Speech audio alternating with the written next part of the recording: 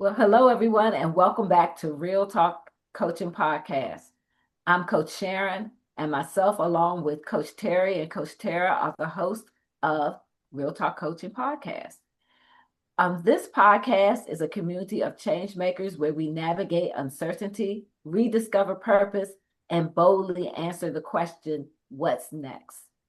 Together with you, we're more than a conversation, we're a movement helping all to reimagine life beyond titles, systems, and expectations. We approach these conversations through a coaching lens, meaning our goal isn't to give all the answers, it's to help explore new perspectives and possibilities. So today we're here and we're looking at a shift many high performers feel but can't always name. Let me ask you a question. Have you ever felt like you were incredibly supported in a new role? Then, out of the blue, you have no clue what happens, but then that support vanishes very quickly, almost suddenly. And it happens when you start to speak up and lead or, be in in spaces that you normally wouldn't be in.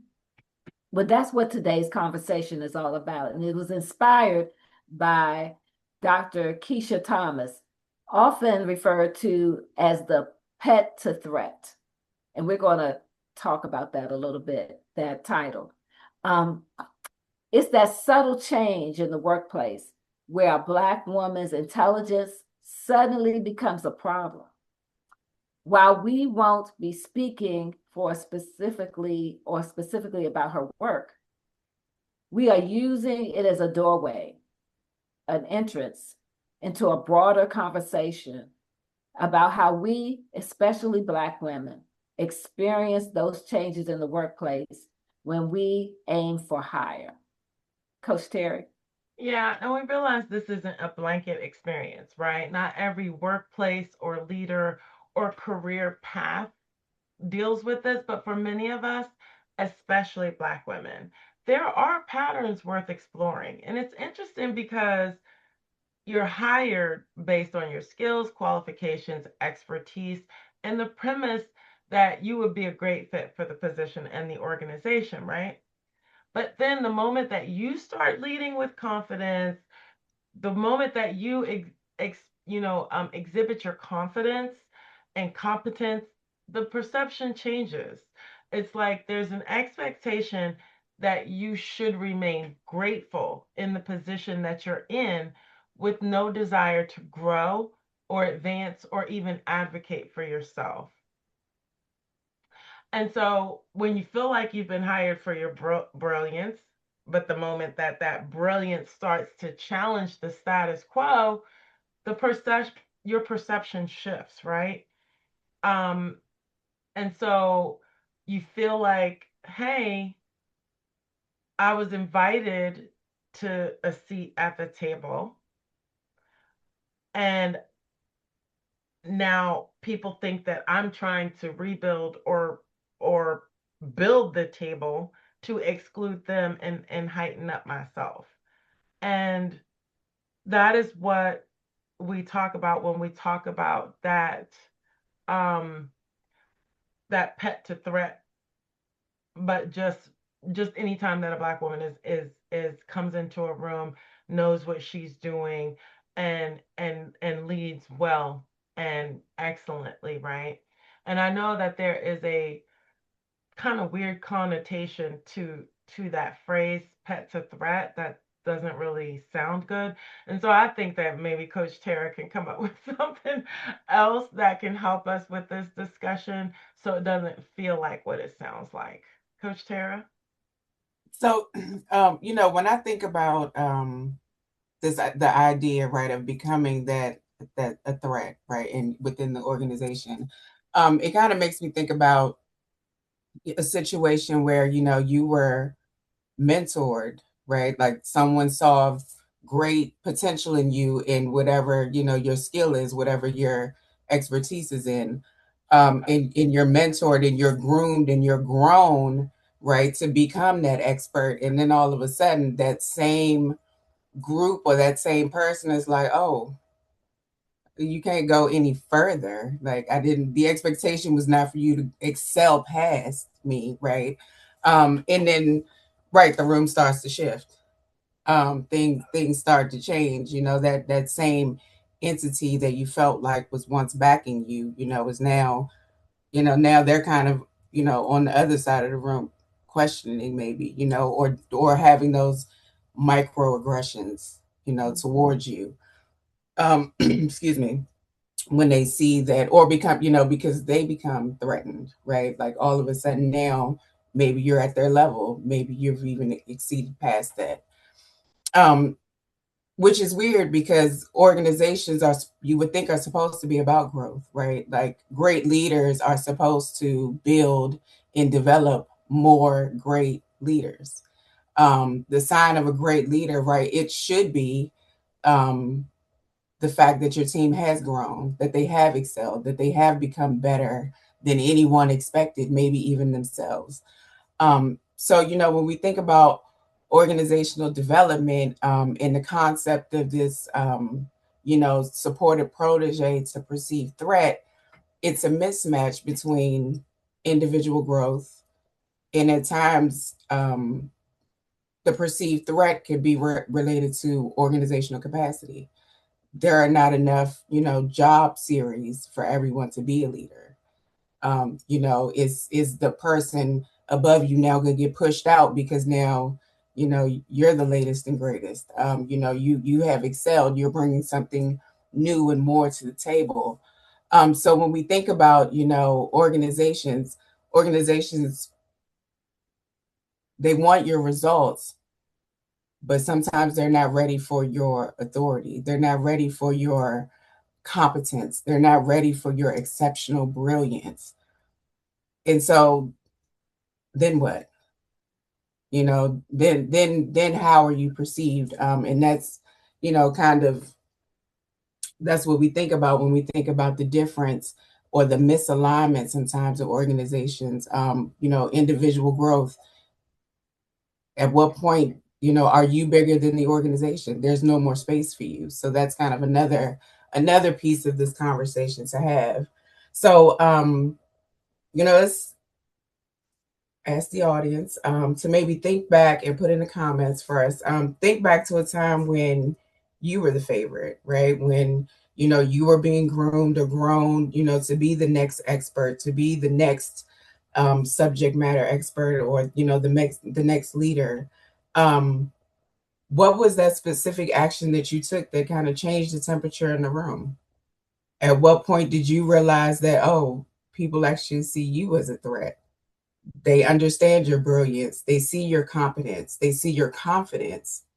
And now they see it as a perceived threat. Tell us about it. That's a good that's a good question. I want to take a little bit of a step back because we were, you know, we're talking about, especially in the case of Black women who they start off right as, oh, she's great. You know, she comes in, she learns the job, she learns other people's jobs through cross training or whatever. And she has all these brilliant ideas and, you know, she's excelling. And then it starts to get a little uncomfortable once, you know, she's like, okay, I know I can do better, I can go further. And, you know, I wonder why that is specific or particular to Black women. And I kind of wonder if we've created that, um, not necessarily stereotype, but that perspective of a Black woman who is doing well as someone who is trying to conquer. Because what do we usually say? Oh, she's aggressive, right? Like you take a Black woman who's doing anything boldly or is being assertive, and suddenly they use catchphrases like aggressive, which is like a kind of like putting a masculinity on her, right? And so it had me thinking about how I always joke with my mom, because my mom and my mom's sisters, or so my aunts, when, in the household, it's not that they wear the pants, but they know where everything is. So, growing up, my mom and my aunts, they took care of everything. They knew everybody. They knew who to call, for this, that, or whatever. They just took on such a strong role. And even though my uncles, or, and my dad was in the house, they were at work. And even though my mom was at work and my aunts were at work, you could still call them and they would still know everything. Dad's like, wait till I get home. But mom is always taking charge. And so I wonder if that translates in any way to the workplace. Because we joke about it when it comes to my mom and my aunts, but I wonder if they ever felt this way when they were at work doing exactly what they do at home, and were perceived as a threat versus, I'm just confident, I know what I'm doing, I have that organizational knowledge, I can get things done. And I just kind of wondered, how you all, what you all are thinking when I say that. Well, I agree with what you're saying. Well, I thought about, as you were talking about the home, the mom role uh, in any household is always the one that keeps everything together normally. And um, so that's not surprising that your mom, your aunts knew what to do, when to do, even though they worked, they held it all together. But then if you go back and look at like what's the hierarchy per se of a household, would be, the man is the head of the household, and the woman, what they would say according biblically, was supposed to be the submissive. So even though the woman knew everything and how to run everything, he had to let it show that the husband is the lead. And even when they weren't a good lead, you still had to do that. And there are great marriages, great couples where the husband is the bold lead and the woman is that bold support and partner of that lead. But when that's taken back into the workspace, it might be seen like, okay, they know, that's the go-to person, until they have to be the one that's telling the lead, hey, this is what this is what needs to be done, done, done, done. And that person is like, well, I'm the lead. I'm it. Why are you taking on this role? And we saw that, right? We saw that in recent times. I was thinking about Michelle Obama, how she was perceived, and they were talking about her, when she was trying to make sure that our kids were healthy and doing exercising and doing things at the White House, and they were talking about her arms, looking at, all that. She couldn't just be a nice, healthy, beautiful Black woman, you know, and then Kamala Harris, and her being out there and doing things. We see this in modern times in our face, and yet still people are, like I said, looking at them, putting them down for just doing the work that they were supposed to do, doing the job that they were supposed to do. And in some cases, it's our own. It could be another Black woman who is feeling threatened. And I know for myself, I was in a position where I was mentored and taught and brought up and given accolades by my mentor, who was teaching me to come up. But when it came time for me to get the same type of position, not even at the same grade level, but the same position, oh, I was talked about. I was, you know, it was just terrible. And I was like, well, what did I do? I'm thinking back, what did I do? And as far as I know, I didn't do anything. No one ever said anything. And it was by one of my own, another Black woman. who felt threatened. At least that's how I interpret. That's how I saw it. She felt threatened, and even at one point where they called me back to the agency after I had left to come back, she was the first person to discourage me from coming back. And I was like, well, why is she calling me? Like I hadn't even heard from her in several years. But as soon as that was offered to me, then she first wanted to call me and then never called me back after that. So it it's amazing how, those that you think are helping you can be the first ones who, turn around and try to harm you. Yes. Coach Terri, what are your thoughts? So I've had an experience where it showed up, the threat, the acknowledgement or the idea of me being a threat showed up in microaggressions from someone that was a leader and a mentor to me. So, right, provided all the training, all the opportunity to grow, would walk into rooms and be like, oh yeah, like if I'm not around, there you go. She's just as good. She got everything. She knows everything. But I would get ready to take action, show my leadership skills, right? And it'd be like, oh, well, let me read that email first. Let's talk about what you're gonna say first. Let's go over, your strategy.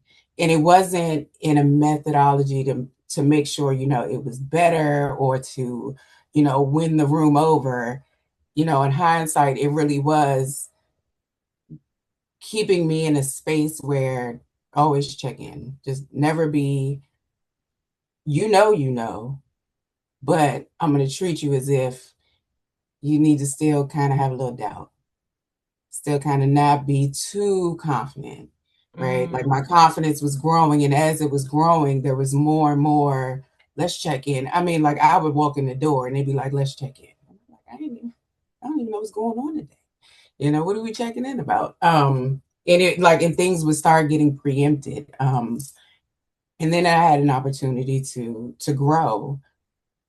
And this person was like, so just by the way, just know that you'll never, like if you leave here, you can't come, you're not really qualified to be here. So if you leave here, you're not. And I was like, oh, that's interesting. I've been here, I've led here, but I'm not qualified to come back here. So yeah, at that point I knew I was a threat, right? Like at that point it was clear. And I actually felt pretty good about myself because I was like, okay, well, that's fine. I don't need to come back, So when we think about that idea of, organizational capacity, right? I was able to move forward. I was able, to do something different, get a different position. And ironically, when an opportunity in that space did open up, the same person actually came back and was like, hey, but you be, now mind you, it was more, it wasn't leading under, he wouldn't have been my lead, the person would have been my leader at that point. But long story short, he had to eat his words and asked me, did I want to come back? And I was like, no, I'm not. I was like, no, I'm not qualified. I'm not qualified for that. I'm not qualified for the position. No, thank you. No, thank you. So, luckily, well, not luckily, but the universe worked in a way where the capacity for me to grow in that same organization was not there. Right. There's just not enough spaces at the top. Right. But I was able to lateral over to an area that actually did provide opportunity to grow based on, the training and the mentoring and the skills and stuff that I had. So sometimes you do need to leave the space. Sometimes you do identify that, you've gotten all you can get. And actually at that time, in hindsight, that's exactly what had happened. I had gotten everything that I could possibly get from that space. And it was time to, you know, move on.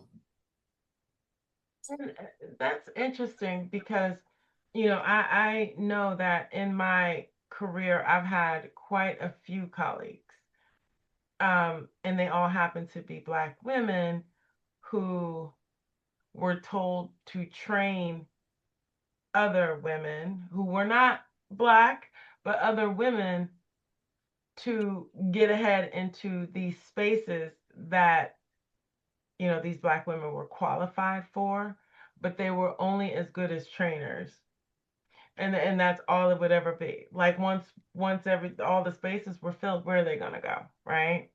And so as people moved on, they would train more until they finally just got fed up and left. And so it just brought me back to what you said about organizational capacity. And at some point, when you hit that ceiling, that's all it is. And sometimes you have to make that lateral move in order to start moving up again.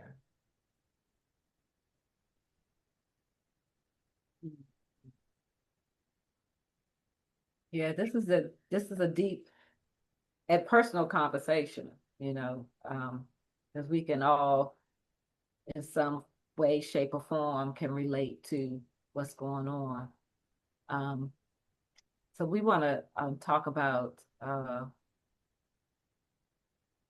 mindset, and I, I'm apologize to Miss Carol before I even say her last name because I just might mess it up.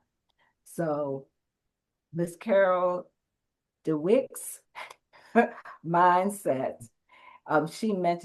She mentions like in a workplace context that there's a fixed mindset environment where abilities and powers are seen as stagnant and limited. And if a power is a limited resource, then your growth feels like someone else's loss. Now I'm pausing because I'm trying to think like, what does that really mean? And I guess if we think back as Black women, you might think that we are, holding someone else back um, because that's what they are telling us. This person might be, might be younger. We might be older. It's like they, give them an opportunity to go. Your time will come. We got something else for you. This is not the right time right now. You still need to do a little bit more. I had a mentee where I met with her supervisor one time and I was like, well, what does she need to do to, get to the next level? Oh, just keep doing what she's doing. Well, what is she doing? And is it good, bad? Like, oh no, she just needs to keep doing what she's doing. That what? you know, Supervisor been at the job 35 years. She's been there maybe 3. And you just saying she just needs to keep doing what she's doing. That didn't last long. Mm-hmm. She was quickly out of there soon after that. So, what does that really mean, and how does that look for each person, and then why is that being ingrained into us that we need to wait? What are we waiting for? Why is it such a secret that we can't know the steps to get to whatever it is that is at the next level? And then we have the policing culture. So, Coach Terri, tell us about that. I wanted to say something about that fixed mindset and that idea of loss. And what came to mind for me was that Black woman in the office that is excellent at her job but never gets promoted. right? In the organization, it's like, well, if we promote her and if we tell her and show her how great she is, then she's gonna leave. She's gonna realize, right? So it's kind of like, no, she's so dependable, like she's excellent, right? And so, they don't want to lose, right? They don't, if power is a limited sort resource, right? And they have this entity that is producing, in doing an excellent job. There are times when, especially us as Black, we end up being sabotaged, right? And it's like, no, just let's, we'll do just enough, right? We'll give a bonus here, or time off award, whatever there. But never no significant promotion, never no award really highlighting the greatness that she does. But the conversations are always put her, oh yeah, that you want that project done right? Yeah, she can do it. Give her, you want it done on time. She's reliable. She'll get it done on time. You want it very detailed. And so when I think about that idea of someone else's loss, I think about that leader. Again, the threat is, if I show you how great you are, and if we celebrate you and call you that expert, then you actually will see your value and go somewhere else. Well, with that being said, I'm thinking back on women that I know who have been in the same I'm gonna say supportive position for their entire career. Maybe promised that, yeah, you going to get that next promotion. You're going to get that specialist position. You're going to, you want to be the next executive, whatever it is. But yet there's something that's holding them back. Some Something like you mentioned, Coach Terri, like they are the go-to person. If you want to get it done, they can get it done. But supervisor after supervisor comes in, and yet they still haven't gone to the next level. They feel it's a new supervisor, I'm gonna get it. But that culture, that mindset that is continually being taught to the new person, new supervisor comes in, they're like, yeah, that person is doing great. They're like, yeah, they are, but this is what happened. They might have made one mistake at one time, or something is made up to make it seem like they're not quite ready. They're not quite ready. It's like they're good, but they're not quite at that level where we need them to execute at the next level. And so that person stays and they get discouraged. And then they don't look to be promoted. They don't look for, they're like, no, I don't want to take advantage of any opportunity because they've been disappointed so many times. And if it's in not just like that organization, like where they're small, that micro, but then it becomes macro because the network. Oh, I heard so and so is good. Yeah, but they're just not quite at that level. So trying to go over to another organization within the same agency still might be an issue because this person, and that they're not quite ready yet. It's going to keep following them. And I've seen that. I've seen when people they're like, oh, I don't want to, no, I'm good. I'm good at this Yeah. consistent level. Yeah. You know, I see that a lot in supporting roles, right? A lot of that. And I can only speak to my experience being in a lot of supportive roles. I see that because that person is the workhorse, right? That person is not perceived as someone who actually has dreams of getting out of her series that she's in, the grade that she's in, even like, complete and total career path that she's in. And I've experienced that myself.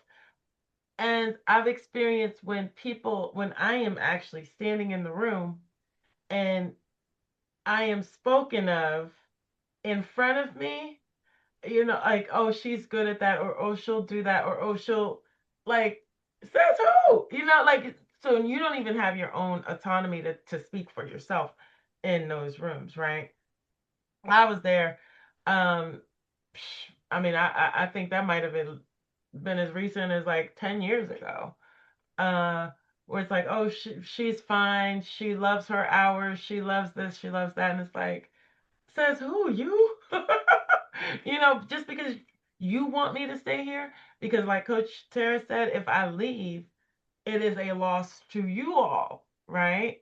And so I've seen that a lot, and I've seen where there are people that would be women, black women, that would be really good leaders in certain areas, but because they don't have the pedigree, um, or because of that sense of loss, all they're good for is training other people to go into those other areas while they stay stagnant. Definitely. So when we think about Coach Sharon, as you started to as you mentioned that we're talking about organizational culture through some of our examples, right? We're talking about how leadership or others within the organization managed in kind of what is happening, what was happening. So when we think about a policing versus a thriving culture within an organization, that idea of a policing culture is more about success is a zero-sum game, right? Some will and some won't, and that's just that, right? And the leaders, those informal leaders that have the leaders' ears, they can make some of those decisions happen, right? They can identify those women as being very accountable, very hardworking, and expertise in her field, but and then that simple but is now the difference between her being very rewarded or her being punished, right? And then if she is rewarded, you know, how visible is she really allowed to be? Does she still need to check in? Are there microaggressions that are still being placed on her to kind of make sure that she, doesn't feel overly confident to be able to truly lead and stand in the room in her full power?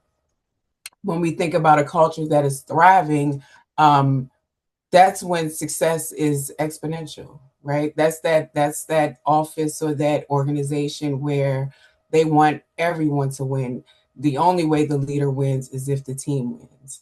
The only way the organization feels like they can claim success is when the employees are growing and they're happy.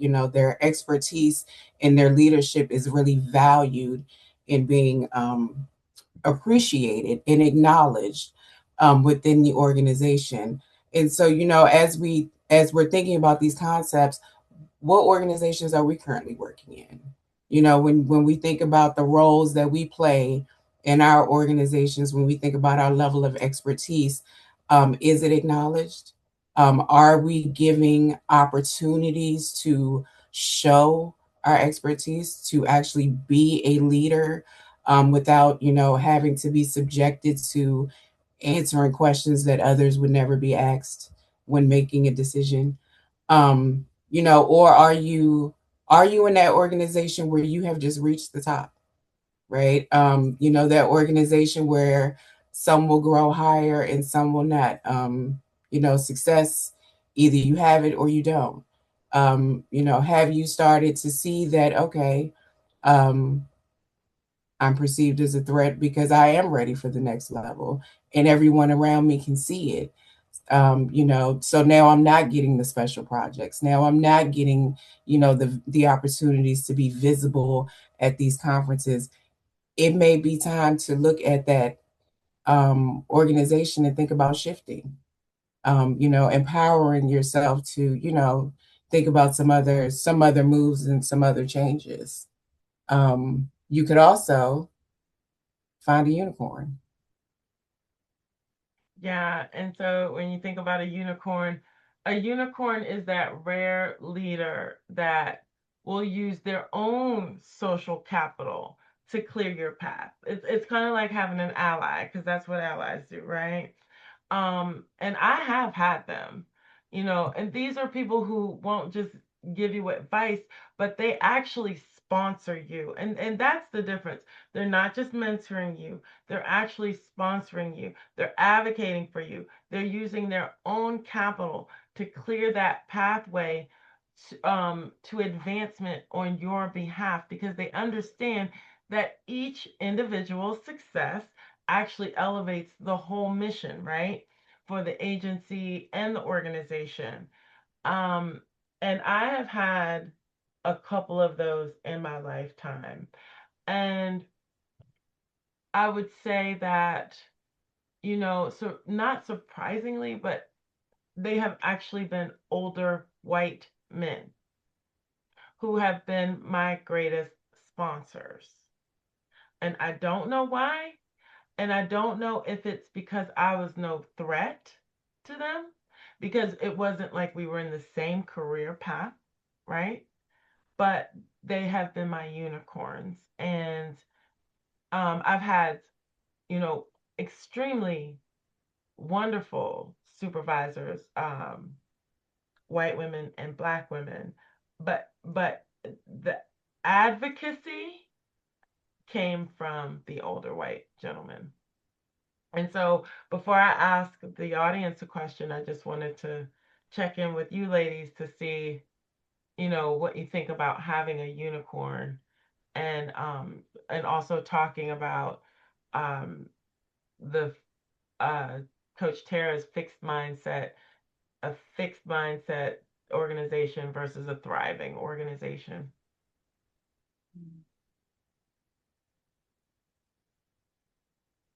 Well, I would say that in spaces that we do need advocates. We do need those sponsors that can move us into the next place. As you were talking, I was trying to think like who has been my advocate. I think I've had various advocates, in different spaces, in the workspace. The ones that stood out to me, the ones that I'm thinking of, have been more women. Um, and even though I mentioned about, how there was black women that I've had a couple of black women who's like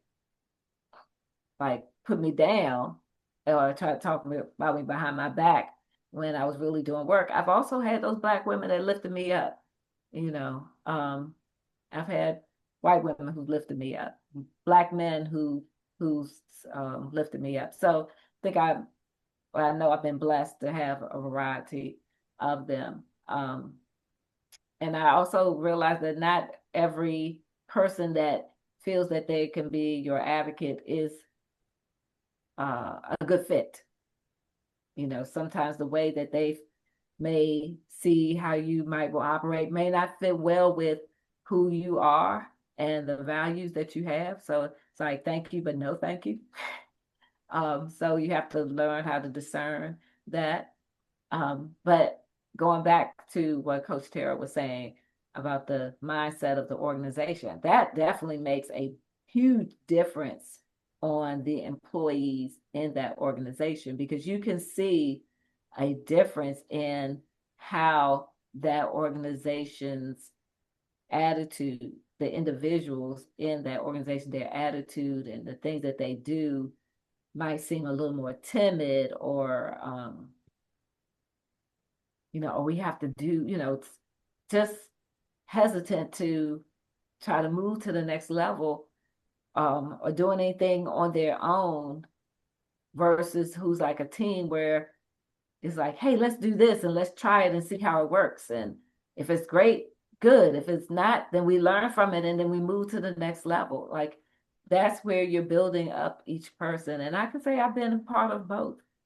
Feel that I've been part of both, where it's like things not going to change. They've been this way all the time. They're not going to change. But then it might be a supervisor or somebody comes in and says, I'm not going to do that. We're going to do this. And we're going to keep pushing the envelope until they say, okay, you can't push it anymore. And then we're still going to try to push it some more. So, But we have to be the ones sometimes to do that.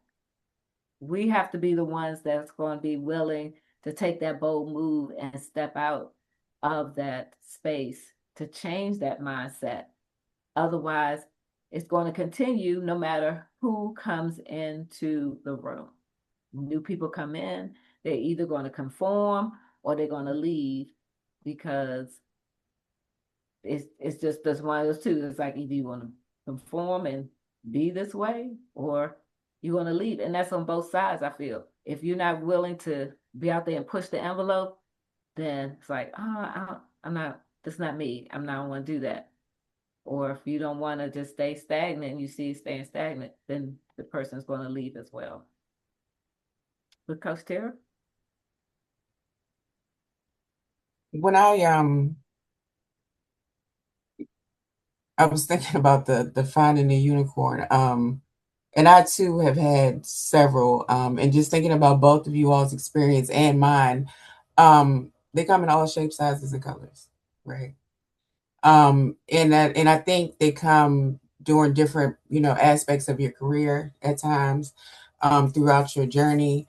Um, and it's one of those there, the concept of that leader that will actually sponsor you, right? Um, I want people to know, I know even from my experience, there's not necessarily always even someone right in your chain, right?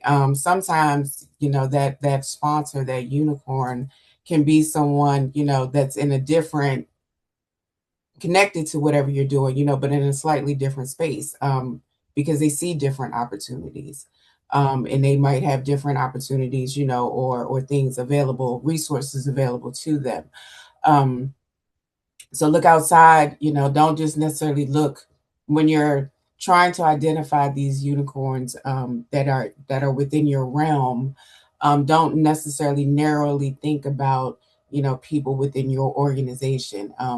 You may be great, colleagues with someone, in another organization, or someone, right, someone connected to another organization, and you have just a slightly more in-depth conversation, about your career advances, or, where you want to be, in your career. And you may identify that they are a unicorn. They do have those resources. So, definitely, when we were talking about that, I was thinking about the ones that were kind of outside my direct line, or right, directly in my work bubble. Um, office culture that thriving through policing is interesting, because I've been in both of those spaces as well, where everything was kind of watched and overseen and checked off and different things. And I've been in a space where it's like, hey, if you make a mistake, we'll just, you know, we'll figure it out, right? We'll figure it out. You might have to write a new SOP, but that's okay. We'll move through it. In the amount of stress that is relieved when you are in a space where you can authentic authentic authentic grow. Sorry, I can't get it. Authentically. Authentically. There we go. Where you can naturally grow, right? A space where you can grow without the fear of what happens during the journey of learning, and getting to where you want to be. Um, that makes a big difference. And I think when we start looking at office culture, maybe our own, but then those that we are connected to or that we see, um, I think if we're intentional, you'll see it very quickly. You can almost hear it in someone's voice, especially if you talk to them while they're at work, whether or not they feel like they're in a space where they can grow and thrive in leadership, in the environment supports that, versus a space where, you can be the best that you can be, but growing is not going to happen. You can be great, but you will be great at your level, and that will be that. Um, so I've been in all those spaces. I think maybe I worked too long. Well, I was gonna say, so I have never had a black male boss. And so, but when you were talking about the unicorns don't have to be your supervisors, yes, I've had people from all walks of life advocate for me on the outside of what my position was and what even like my team or my division. And so it's not necessarily a black versus white thing or woman versus man thing. It is only been, I can only speak to my experience, right, as a black woman and seeing and hearing the stories from sisters like me. And so, but I have had those unicorns on the outside. My last boss was great, black woman. She was a great advocate for me. Like she had higher standards for me than I did for myself. And the supervisor before her, white woman and white male, they both had the same dreams and goals. But when you talk about the fixed uh organizational mindset versus a thriving one, I've also been in organizations where the mission is the only thing that counts. They don't care about your little goals, your little personal dreams, and I've even, worked in an office where it was this, beautiful sunset picture, and then it had that big word dreams, and it's like you do that on your own time. No one and no one cares about your dreams, right? And so it's like, yes, that makes all the difference too, because that could be influencing how people perceive growth. Like they want to keep bodies in seats, so it's not about your professional development or your personal development. And so that those two go a long way. We fixed and thriving, and then what was the other two? No, it was the fixed mindset versus the limited resource mindset. Like we don't have resources to keep hiring people. You're going to stay in your position and you're going to work until you retire, right? And then you have the thriving versus the policing mindset. And the policing mindset is no, you're going to stay in this box. You're going to do what we tell you to do. You're not growing, you're not thriving, you're not doing any of that because it's not about you. It's about the mission, the organization, and the bottom line. So, Yeah. yeah, that makes I was sense. thinking also about a colleague that I used to have, and so the supervisor that they had before would just have them do like they had them just like do they call it a project. They just were had them work on one area. And when I became this person's supervisor, they told me, they wanted to do more. So I was like, okay. And I worked with until I felt that they could do more on their own. We would meet once a week and just go over the work and everything. And then, this person would come to me and say something. And I was like, it's going to be all right. I was like, it's all right. It's going to be all right. And I didn't even realize that I was just saying it and, going. She was like, you always say that. I said, because it will. It'll be all right. Like if it gets wrong, it'll work out. It'll be all right. But I was saying it, just like it's all right. Just don't worry about that. Not even realizing the impact that it was really having on her, that she was just like, you always say that. And I was like, and it made me pause. And I was like, well, it is. It's going to be all right. And had I not taken that chance, if I kept the same mindset that the previous supervisor had, was like, oh no, she just can only do this task. She's really good at this. Then the person would either have stayed and just become disgruntled or left. And, you know, she ended up staying until she retired and, thrived in the work that she did. She was a hard worker. Um, and so it's like those little things, me just telling her it's going to be all right, made a difference in her perspective on how to handle and, the clients that she worked with and the things that she was doing. So that mindset does make an impact that influences, people across, um, what they do and how they do their work. And that's interesting because, and that is the difference, and that is why some people feel like they're in a toxic work environment. Those toxic work environments aren't created in a vacuum. It has to do with the organizational culture. And so if your culture is like what Tara said, that policing culture, you know, where they just pick at you, every mistake is always documented. There's no room for mistakes, no room for growing pains, and you going out and trying to do better, especially if you've already mastered what you're doing. No wonder it's toxic, right? I mean, like, and that's because that's how they're made. That's what the mindset is.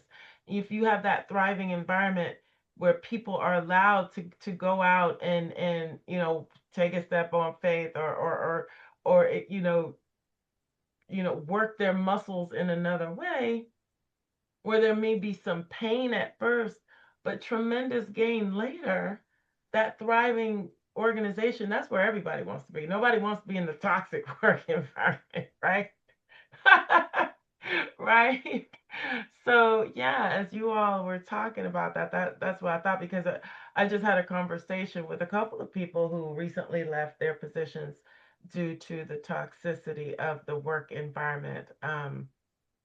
And um, and just as an aside, these were not Black women who were having this conversation with me. So it does happen across the board, um, in a lot of environments, and it does start with the organizational culture and what it looks like to nourish your people or to keep them stagnant.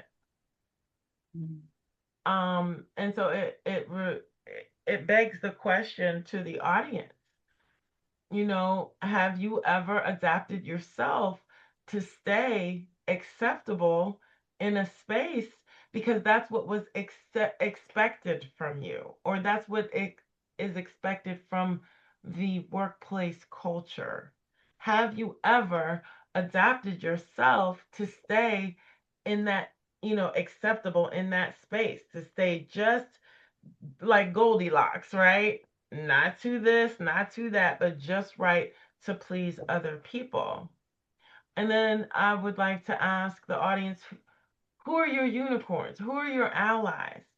And are you engaging them? And if not, why? What would your allies say to you or say about you that will help you continue to grow and to continue to show your competence and your confidence versus putting you in that little acceptable space?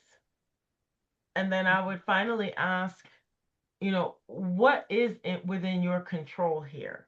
You know, Regardless of what's going on in your workplace, what do you have control over right now?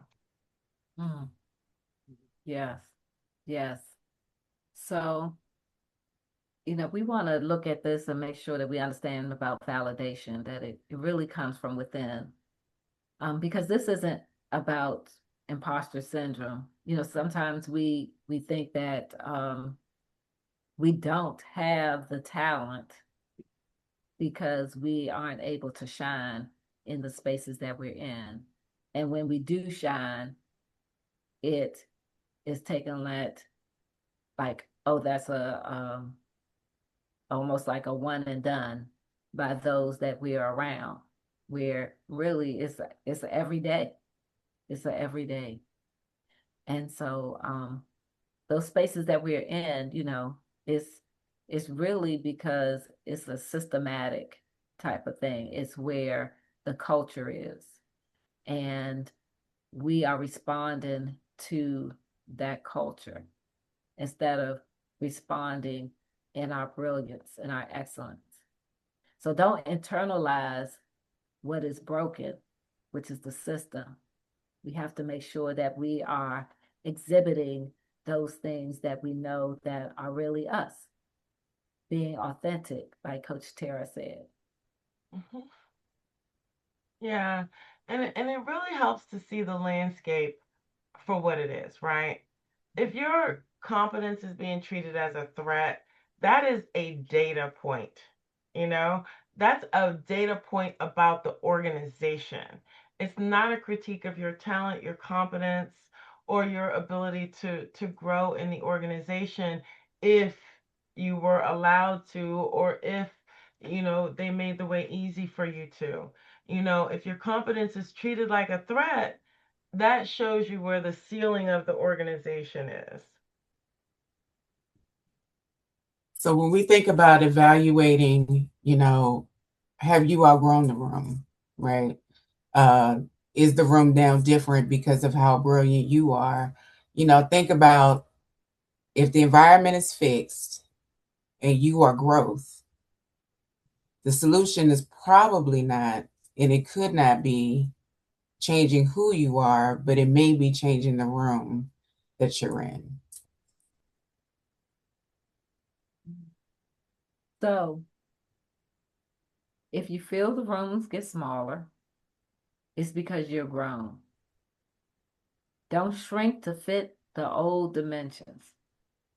Sovereignty means knowing when a space is no longer worth your investment and you are worthy of more. Yeah, and so I kind of have a call to action for everyone. And the first thing you need to do is audit your environment, right? Like, what will you need to do if your supervisor is operating from that fixed mindset versus that thriving mindset that Coach Tara had talked about earlier?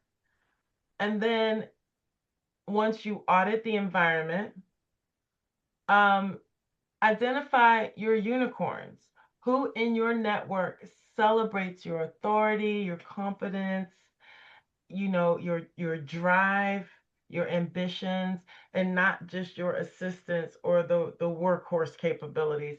And I know that Coach Tara does not like compare people to non-people. But I always just that was a phrase back in the day, oh, she's a workhorse, and it's a horrible thing to say, but that is exactly what you would work that horse to death until there was nothing left for that horse to do but go out to pasture, right?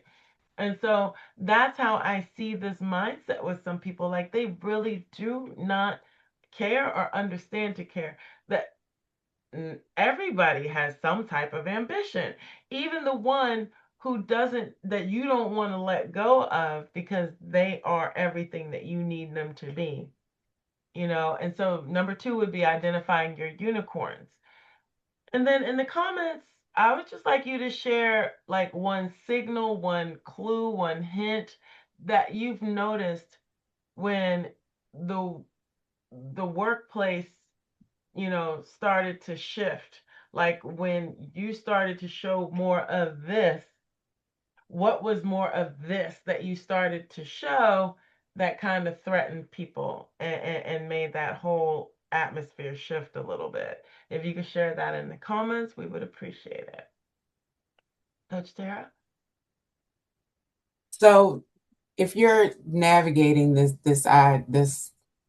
space, this idea of going from being a supported protege to a perceived threat, or in a space where you are the go-to, you are the expert, but yet there's just no opportunity for growth, at least that is being made available to you.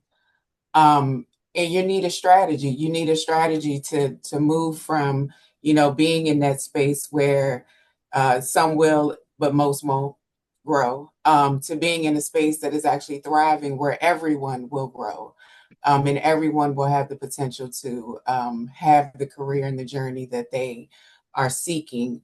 The Real Talk coaches are here. We are here to support you in that journey. Yes. So that means you have to take action and like and subscribe and share. Real Talk Coaching Podcast. We're dropping nuggets at least every 2 weeks that you don't want anybody to miss. It shouldn't just be you. Don't have that mindset. Don't have that. It belongs to me. It belongs to everyone. What we're sharing here is for everyone to learn, to grow with, to reimagine everything about life. So make sure that you are liking, subscribing, sharing our podcast, and go back and re-listen to some of the episodes that we've had. We're up to episode 14 right now. We're just going to keep growing and moving. So make sure you're going back to episode 1 and hearing what we had to say. If this is your first one, and even if this is the 14th one, go back to episode 1, because there might be something there from episode 1 that you didn't quite get at that time, but now you're at a different space and you might be able to say, now I remember. It's like scripture, you might hear it at one point in your life and it applies in a certain way, but then when you hear it at another point, it applies in that same scripture. But it's like, oh, now I see it in this light. So you want to make sure that you are continuing to get those notifications when you subscribe and share the information. And again, if you are interested in just having an introductory call, wanting to just maybe talk out something, email us at realtalkcoaching.net and we'll be able to meet with you. You could just say, hey, I want to meet with one of the coaches, or I want to meet with Coach Terri or Coach Tara. And, we'll get with you. We'll set up a time and date because we are here to help you. And we want you to keep remembering that everything that you're doing is about reimagining everything about life. So until next time, you take care. Thank you.